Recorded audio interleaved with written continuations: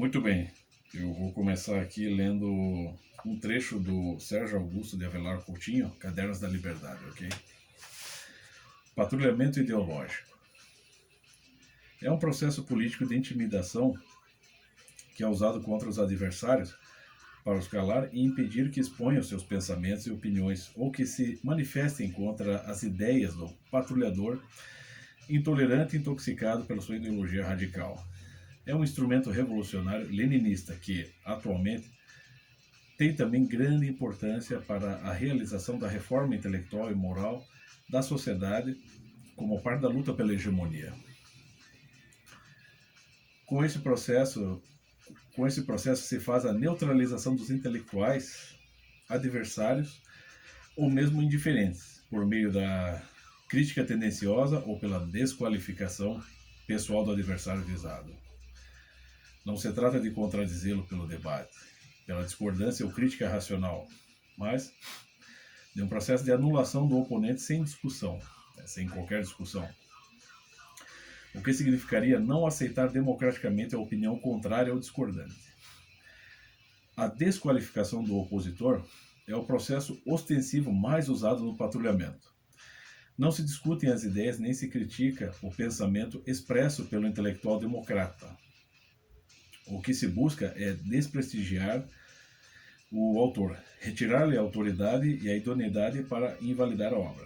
O adversário geralmente é estigmatizado por ser reacionário, por ser de direita, fascista, autoritário, por ser um agente da CIA, estar a soldo do capitalismo, dos banqueiros internacionais, da globalização, etc. Infeliz do opositor que tiver telhado de vidro, com certeza será crucificado publicamente. Ou seja, isso aqui foi escrito basicamente há 20 anos atrás. E você percebe a atualidade disso. E o Sérgio Augusto Avelar é um dos poucos grandes autores, vamos dizer assim, gênios estudiosos de todo esse processo revolucionário que, vamos dizer, entrou em bastante sintonia com o professor Olavo. O professor Olavo certamente é o que melhor expôs isso aqui no Brasil. E ele até cita o Olavo num ponto aqui, e o professor Olavo posteriormente o citou também. Então eles tinham essa sintonia intelectual e até espiritual para pegar todo essa praxis, vamos dizer assim. Você sabe, aquela coisa do marxismo, como o professor Olavo explica e como qualquer pessoa que leia pelo menos um pouquinho as obras do Karl Marx vai perceber. É a praxis que determina a doutrina, ou seja, a teoria marxista. Ou seja, você tem que testar, você tem que colocar pessoas como bucha de canhão, como, sei lá, como se fosse uma experiência de laboratório. E a gente percebe que esse processo se deu durante um tempo com o professor Olavo, ainda se dá mesmo, o professor Olavo já falecido, isso ocorre com ele, esse processo de difamação. Mas como o professor Olavo não está mais ativo, esse processo segue por cima do atual presidente Jair Bolsonaro.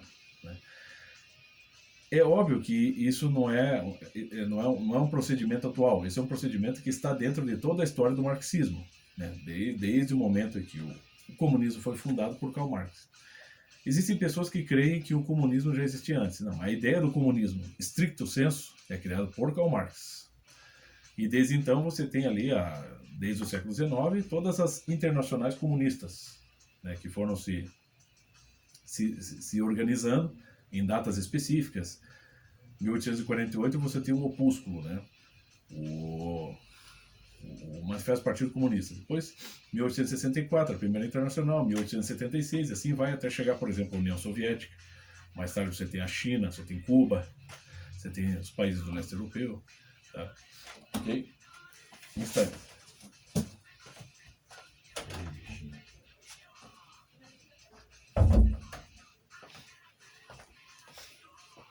Perdão. Então,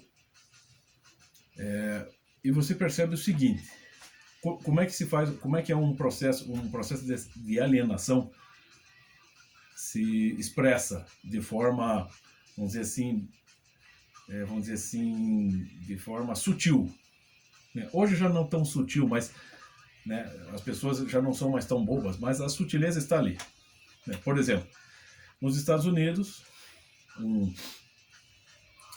um terrorista islâmico, né, pilotando um modelo de carro elétrico, invadiu uma procissão lá católica e atropelou algumas pessoas e matou. Como é que saiu como é que a manchete saiu pelo mundo em vários jornais, inclusive aqui no Brasil? Carro desgovernado, né, invade, né, uma procissão e mata 5 pessoas, né, num evento católico, por exemplo. Então, carro desgovernado. Não era um carro desgovernado. Você tinha uma pessoa pilotando o carro que decididamente, né, invadiu e, sim, pretendia matar pessoas. Pretendia passar por cima de pessoas, né? E essa pessoa pertence a outra religião que, infelizmente, hoje, né, está na prática, né, não na sua doutrina oficial, mas na prática, ela está bastante infestada de marxismo, né? Então, você percebe o seguinte: esse processo de alienação ele se dá de várias maneiras. E, sobretudo, na cultura, e, sobretudo, vamos pegar assim no sentido cultural e pedagógico. Perceba que depois da derrota, depois do fim da Segunda Guerra, com a derrota dos alemães ali, né, a União Soviética se tornou aliado ali, até dos Estados Unidos. Portanto,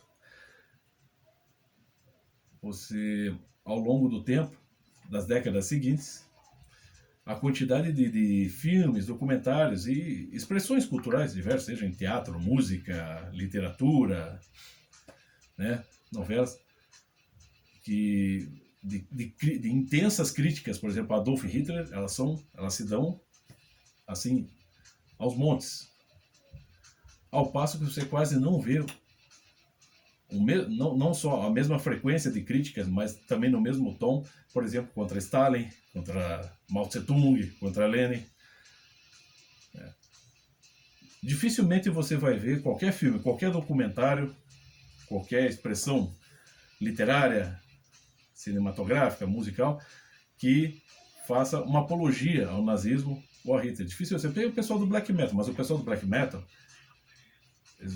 né, o pessoal skinhead, são grupos assim bastante marginalizados, né, e que radicalizaram, eram jovens e que costumam radicalizar. Eles sim querem, né, vamos dizer, aderir ao lado do mal contra o bem, né?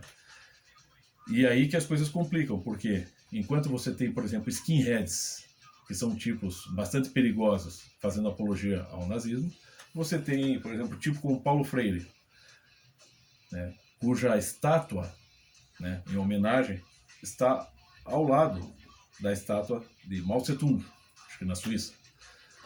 Então, enquanto num caso você pega um ditador que era até menos pior que Stalin, como Hitler, está legado a todo tipo de críticas, né, críticas assim, assim, vamos dizer assim, você não se poupam qualificativos para você colocar o Hitler lá no abismo do inferno, ao mesmo tempo que se tenta, né, colocar outros ditadores totalitários como Lenin, Stalin ou Mao Tse-tung no ápice da moralidade.